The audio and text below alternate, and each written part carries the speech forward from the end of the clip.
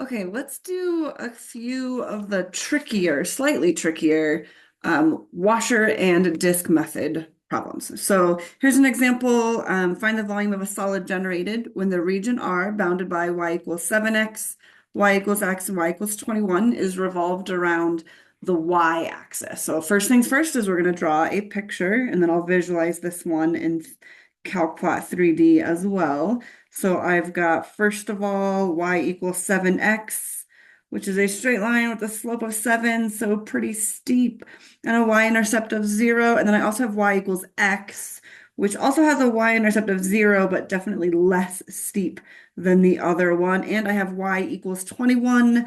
Hopefully we remember that y equals a number is a horizontal line. Certainly don't need to graph it way up there. Let's try to keep this visual for us. Here's my y equals 21. Make it as clear as you can for the picture. Here is the object or my shaded region R, and then I'm going to revolve this about the y-axis. So when I pick this up and revolve it, what I want to do is visualize my sliver. I'm going to zoom in a little bit so we can visualize it. If I think about my sliver as a horizontal sliver, and if I were to pick that sliver up and revolve it around the y-axis, hopefully you can see there's that washer that it creates. Okay, so because to create the washer, in this case, I needed a horizontal sliver. So this is going to be one where I'm going to need a dy instead of a dx. Another quick reminder, if you have a horizontal sliver like that, that'll be a dy. If you had a vertical sliver like that, that'll be a dx. That all comes from the picture. You need to think about what sliver is going to create what shape. And in this case, we were thinking about the disc and washer shape. All right, so now I have the dy. I'm integrating with respect to y. I'm going to look back at my picture, at my washer method, to try to think about what's on the outside. It looks like it's that green line, which is the y equals x. That's going to be on the outside the whole time I do that revolution. So that was the y equals x, but I'm doing a dy, so I have to rewrite all of those to be an x equals. So in this case, x equals y and x equals 1/7 y. And so it looks like I had x equals y was on the outside. So that's my bigger radius squared. Remember, we're still doing pi r squared. Pi r squared. I just left the pi on the outside of the integral now. And then minus my little r squared. In this case, my little r was that purple line, which in this case was y equals 7x. But because we are integrating with respect to y, we need the x equals, which is the 1/7 y squared. So there is my, I'm going to write this right above so you guys can see it. This was my pi times the integral of big R squared minus little r squared. Now I just left the pi on the outside because it's a constant multiple, so it's easy to do. You could have distributed it through if you'd prefer one or the other. It doesn't matter. And then I need bounds. I'm trying to find a volume here. So my bounds need to be y values because I'm integrating with respect to y. So when I look at my picture, I'm now looking at my shaded region. And it looks like the smallest y value is a y value of 0. And the largest y value was that y value of 21. Okay, and then I'm going to integrate it. I'm going to simplify it first. I have the integral from 0 to 21 of y squared minus 1 over 49 y squared dy. And then in this particular case, they happen to be like terms. So this is a 49 over 49 minus a 1 over 49, which is a 48 over 49 y squared dy. And then I'll do the antiderivative. So 48 over 49 is a constant multiple. It can stay. Add 1 to the power, divide by the new power, evaluate from 0 to 21. Feel free to use your calculator. Make sure you use that math fraction button to leave it as an exact value. Don't type pi into your calculator. We don't want a decimal unless the question asks for a decimal. In this case, I ended up with 3,024 pi. And one more time, I'll write down units cubed just to remind us that we did get a volume. Okay, so a little bit trickier, but the concept is still the same. Draw a picture first. It's all going to come from the picture. Let's try to visualize that one more time so that you can see what that looks like. And so what is that we found? This was my region there on the left. You should be able to see that in 2 dimensions now, the region also in 3 dimensions on the right. And I picked up that shaded region and I just revolved it around the x-axis. That was the volume. that we found, which is so funny because I actually meant to revolve that around the y-axis because the question what we just found was revolved around the y-axis. So now you get to see me fix that. Let's fix that. There we go. That's what it really was. Sorry about that. Let me zoom back out. This is great. So this was the same shaded region, sorry, but we actually revolved it around the y-axis. It ended up being pretty similar though. That's the shape that we just found the volume of. Cool. Ta-da. Let's do another one. Let's do another one. So same kind of idea.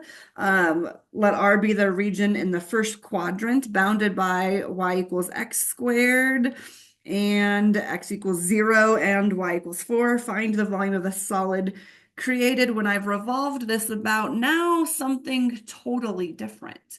I'm now revolving this around the line y equals -2. Okay, this will be a little bit harder, but I'm still going to draw the picture. It's still going to come from the picture. When in doubt, draw the picture. For all of these, when in doubt, draw the picture. I'm telling you, every single thing of this for this entire first unit is going to come from the picture. So you've got to be comfortable drawing that picture. So I'm drawing this only in the first quadrant because the question says only in the first quadrant. And I first have y equals x squared. So instead of drawing the whole parabola, I just drew the part that's only in the first quadrant because that's all I need. And y equals 4, same thing. Y equals a number is a horizontal line that only drew that in the first quadrant. And so then my shaded and x equals 0, I'm sorry, x equals 0 is the y-axis. So it looks like my shaded region is this guy right here. And in this case, I want to find the volume of the solid created when I'm revolving this about the line y equals -2. So I'm going to have to draw this. It's a little bit different. I'm going to draw this with a dotted line. I'm going to draw it as a dotted line because it's not part of my actual object. This y equals -2 is the center of my object. So what I'm going to do is I'm going to pick up that shaded region and revolve it around the line y equals -2. So if I were to revolve this around just the x-axis, that circle would have been smaller. But I'm now picking it up and revolving it way down here. So it just became a little bit larger. And I'll even show us so we can try to visualize this a little bit better. It's not always easy, for sure, but it's going to look a little bit kind of, maybe if I can do it in the same picture, pretend I'm a good artist.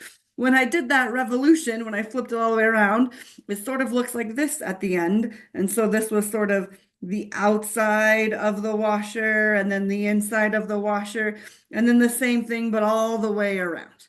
All right, so that's sort of the big picture of what it is that we're creating. Let me show you that in Calcplot 3D as well, so you don't have to be stuck staring at my artistic rendering. Okay, so here's the region one more time on the left there in 2 dimensions, and I'm gonna pick that region up and I'm gonna revolve it about the line y equals -2.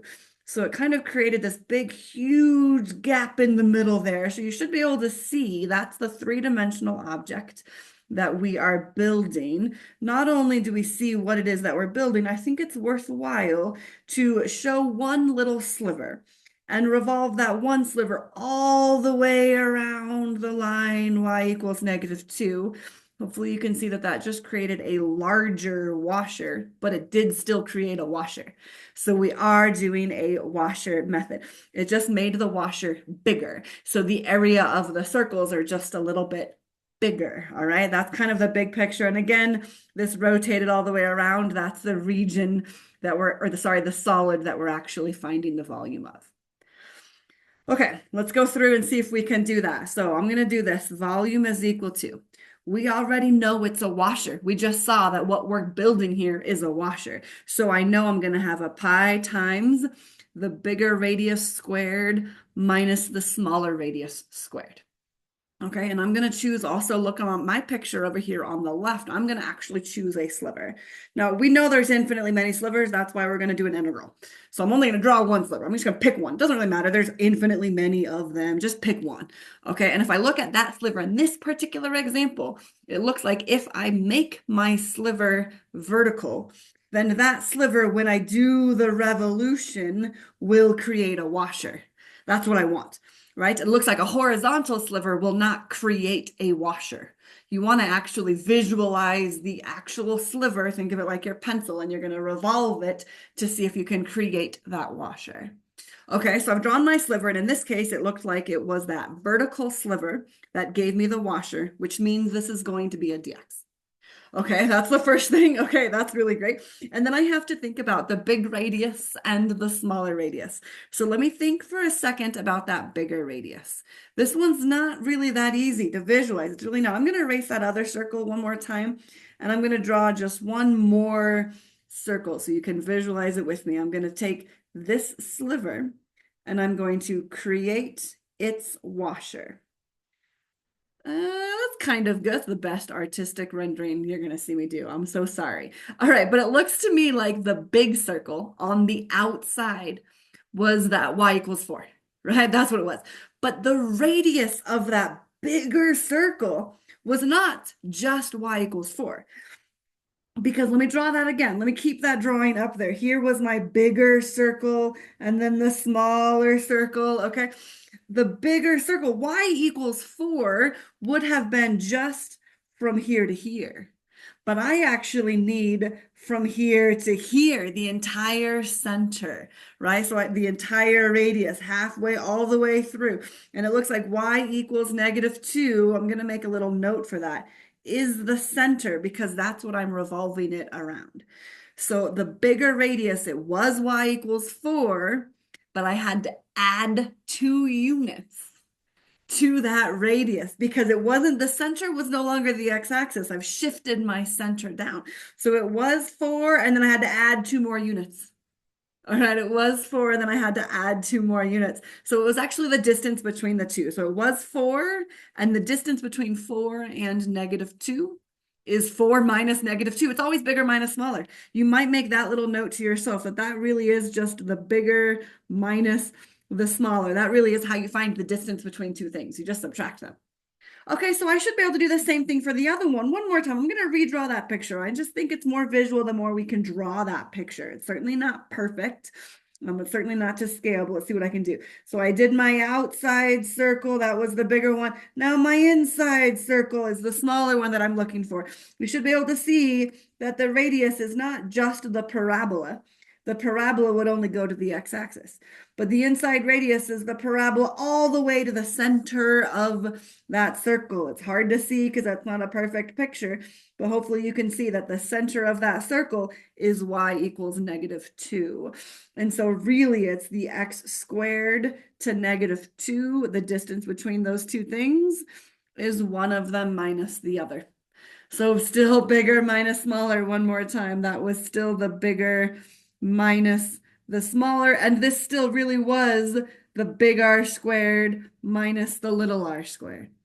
And then your bounds are going to come from the x-axis because I chose the dx sliver. So then I'm going to look at that x-intercept. You can set those two equals to each other. We could do that in our head. X squared equals 4 gives me x equals 2. So my bounds are from 0 to 2. So then this becomes pi times the integral from 0 to 2. I'll simplify it. 4 minus a -2 is 6. And then squared, it really is 36 minus. Then this becomes x squared plus 2 squared dx. It's not linear on the inside, so I really do just have to FOIL it. All right, and maybe you do this part in your head. You are welcome to do it in your head if that's easier. I'm going to just walk us through, those of you who are watching this. It's sometimes easier to just actually see the foiling. So that would become an x to the 4th plus a 2x squared plus a 2x squared plus a 2 times 2. And then I really do need to distribute that negative. So then that really would be a 36 minus x to the 4th minus 2x squared minus 2x squared minus 4 dx. And then you're going to continue that simplification and then integrate. Don't forget to simplify and then do the antiderivative. I ended up with 704 pi over 15 units cubed.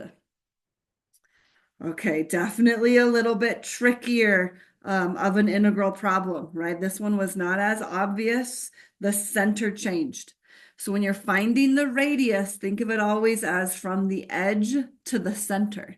So that's minus -2 showed up for both of those radii. Both radii, big R and little r, changed when my center changed. Both radii changed when my center changed. That's important to remember. All right, now let's go ahead and do another one. Let's do another of these tricky ones. They're not always easy, so let's do this other trickier one. So R is the region in the first quadrant bounded by y equals x squared, x equals 0, and y equals 4. I'm going to go ahead and graph that. First thing that you do is try to draw that picture. It certainly doesn't have to be perfect, but it's helpful to visualize what we have. Here is my y equals x squared in the first quadrant. Here is my y equals 4, and x equals 0 is the y-axis. So here is my shaded region. Same region as before. Same region as before. But now I'm taking that region. My region is in 2 dimensions. The solid would then be in 3 dimensions. I'm going to take my region R and revolve it about the line x equals 4. I am shifting my center again. So x equals 4. What does x equals a number look like? All right, well, we know what x equals a number looks like. X equals a number looks like a vertical line. Pretend I'm a good artist. That was supposed to be a straight line. That's my x equals 4. So now I'm going to take this region and revolve it all the way around over here. So I have to think about my sliver choice one more time. I have to switch that sliver to create a washer. We're still on washer method right now. We're still talking about washer method. So I have to switch my sliver. I'll keep that the same color, I'm so sorry, as what I chose on the previous slivers. Here is my sliver. I had to shift it to be a horizontal sliver because if I take that sliver and revolve it around that line x equals 4, hopefully you can see that washer that I created. All right, and maybe you want to visualize that washer. Maybe you want to keep that washer drawn. I find it helpful, but you certainly don't have to. It depends upon what makes more sense to you. It doesn't have to be perfect. I know that's not great, but that's a washer. All right, so then my volume is going to be pi times. I chose the horizontal sliver, so it's a dy. Right? The sliver is going to tell you whether it's a dx or a dy. And then I need my bigger radius squared minus my smaller radius squared. I'm keeping my pi factored out of the integral for right now. We will come back to that later. All right. And then my y bounds would be from 0 to 4 from the picture because they had to be y values. So from 0 to 4, because that's a y equals 4 there, I need my bigger radius and then my smaller radius. So looking at your picture, you have to actually do the revolution. Whether you're doing that in your head or not, I don't know. But here is my actual revolving this all the way around. And it looks like the radius is from the edge to the center. My center is x equals 4.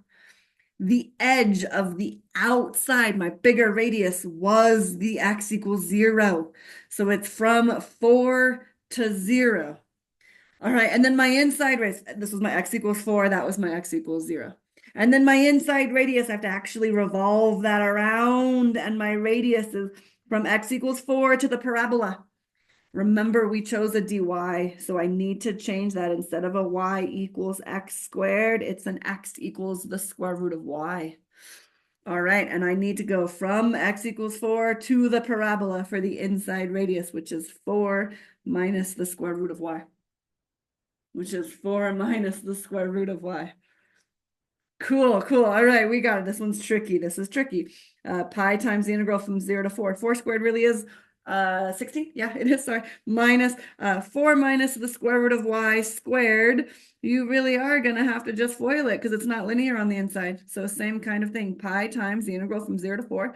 16 minus 4 root y minus 4 root y plus y dy. I'll keep going. Pi times the integral from 0 to 4 of 16 minus 16 plus 4 root y plus 4 root y minus y dy, which is pi times the integral from 0 to 4 of 8 square root of y minus y dy. And if I were you, maybe you guys are comfortable with integrating in your head. You are still allowed to do that. That's fine. I would rewrite that, though, as y to the power of 1/2. minus y. I think that's just a little bit more visual. Sorry, that was supposed to be a y. It didn't come out as a y. There it goes. I just think it's a little bit more visual. That's all. And then it's easier to do the antiderivative. So 8 times y to the add 1 to the power. So that would be to the power of 3 halves divided by the 3 halves minus y squared over 2. Evaluated from 0 to 4. I'm so sorry. I ran out of space. I'm going to squeeze it in really, really small right here. I ended up with my final answer of 104 pi over 3. Ta-da! Sorry for that. Ran out of space there. Cool. All right, definitely a little bit trickier. Let's do another one. Let's just do one more, slightly trickier, slightly trickier. Step 1 is to draw the picture. All right, R is the region in the second quadrant. Bounce. Now we're in the second quadrant instead of the first quadrant. We can do it. Here we have my picture is going to be, first of all, y equals e to the power of negative x. Feel free to use your graphing calculator if you forget what they look like. Y equals 2. Y equals a number is a horizontal line. And in the second quadrant, so that means my shaded region is this guy right here. Find the volume created when this is revolved around the line y equals 3. So I'm going to draw that again as a dotted line because that's now my center of this object. And I'm going to look at, in this case, a vertical sliver because let me give myself a little more space. There we go. Because that vertical sliver, when I revolve it around the line y equals 3, will create the washer. Right? So you have to choose the sliver that's going to create the washer when you're doing the washer method. And that's what we're doing right now is the washer method. So it looks like that vertical sliver did the trick. So volume is going to be pi times the integral of, I'm going to need a big R squared minus a little r squared because it's a washer. I chose the vertical sliver, which is a dx. So my x bounds, we'll have to find my x bounds, which means you have to figure out your intersection points. So how do I find the intersection points? You set the two equal to each other. And how do I solve for that? You take ln of both sides. So this would be ln of 2 equals negative x. So x equals negative ln of 2. So that is that intersection point. So my bounds were from negative ln of 2 to 0. And then I need my big radius squared minus my little radius squared. So I'm going to go back and look at my picture. I'm going to draw that picture one more time to help you guys visualize this. I'm taking that sliver that I have. Ooh, that was, I did not mean to erase that. Let me try redrawing that shaded region. There we go. I'm going to take this little tiny sliver right here. And I'm going to pick it up and revolve it around the line y equals 3. And I have now created that washer. And it looks like the radius is always going to be from the center to the edge. From the center to the edge. Let me try to make that a little bit more to scale, just so when I'm pointing it out, it's easier. So it kind of went all the way up here and then all the way up here. That's a little bit better to scale at least. So from the center to the edge is the big radius. And then from the center to this edge is the smaller radius. So how do I find the distance between two things? You kind of really have to just physically draw that radius. It looks like that went from that dotted line to the exponential function. So how do I find the distance between those two? Subtract them. So it would just be the bigger minus the smaller, which in this case is the 3 minus e to the negative x. And then the same thing for the smaller radius. It's going to be the distance, sorry, the smaller radius right here. There it is, the distance from the center to the edge. So from 3 to 2, which in this case is just 3 minus 2. All right, there we go. That's the setup here. Let's integrate it. I'm going to simplify this. It's the integral from negative ln of 2 to 0. All right, this one's going to be hard. We can do it. Of 3 minus e to the negative x times 3 minus e to the negative x. We're going to have to FOIL again because it's not linear on the inside. Minus 1. Only because 1 squared is 1. Okay. All right, we can do it. Pi times the integral from negative ln of 2 to 0 of 9 minus 3e to the negative x minus 3e to the negative x plus e to the negative 2x minus 1 dx. I'm just going to highlight where I got that from so you all can see it. 3 times 3 was where the 9 came from. All right, and then I did the e to the x times the 3 and the 3 times the e to the x. That's where that came from. And then when I did the last of my FOIL, those two negatives became the positive. And then e to the negative x times e to the negative x, you add those exponents, and negative x plus negative x is negative 2x. Okay, cool. All right. And then I'm going to keep simplifying pi times the integral negative ln of 2 to 0 of 9 minus, oh, I think it's 8 now, actually. Yeah, okay, there we can combine our like terms. 8 minus 6 e to the negative x plus e to the negative 2x dx. And then I'll keep going. I'm going to give myself a little bit more space. So pi times 8x minus 6e to the negative x divided by negative 1 plus e to the negative 2x divided by negative 2, evaluated from negative ln of 2 to 0. I'm going to highlight this for you guys as well. The antiderivative of 8 is 8x. All right, I'll kind of line them right on top of each other, sure, to make that a little easier. The antiderivative of 8 was 8x. The antiderivative of e to the negative x is e to the negative x divided by that constant multiple. One more time, because it was linear on the inside, we're skipping the use of. And then the same thing here, the antiderivative of e to the negative 2x is e to the negative 2x, but divided by that constant multiple. That's how we do those antiderivatives. Hopefully you remember that from Calc 1. If not, here you have it. And then I'll plug in some numbers. If I plugged in 0, I got 8 times 0. Plus 6 times e to the 0, which is 1, plus because of two negatives, e to the 0 is 1. Okay, and then minus 1/2, because e to the 0 is 1 divided by negative 2 is negative 1/2.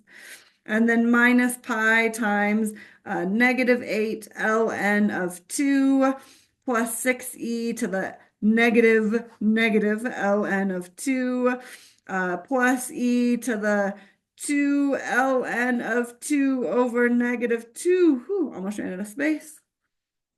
And then feel free to continue that simplification. I'll get pi times 6 minus 1/2 is 11/2 minus pi times negative 8 ln of 2 plus 6 times 2, because e to the ln of 2 is just 2. Okay, and then minus 1/2, because that plus and then the divided by negative 2. And then e to the 2 ln of 2. I'm going to do this off to the side. E to the 2 ln of 2 is e to the ln of 4, because you can bring that coefficient up as an exponent. And then e to the ln of 4 is just 4. So that would be then times 4. And then you can continue simplifying using your calculator as needed. Ta-da! All right, those were the slightly trickier washer methods. I think those are definitely a bit trickier. So the next section, the next video that you'll have is going to be about a different method that's creating very similar volumes of revolution, but a different shape. Okay, so it won't be a washer next time. All right, thanks, guys.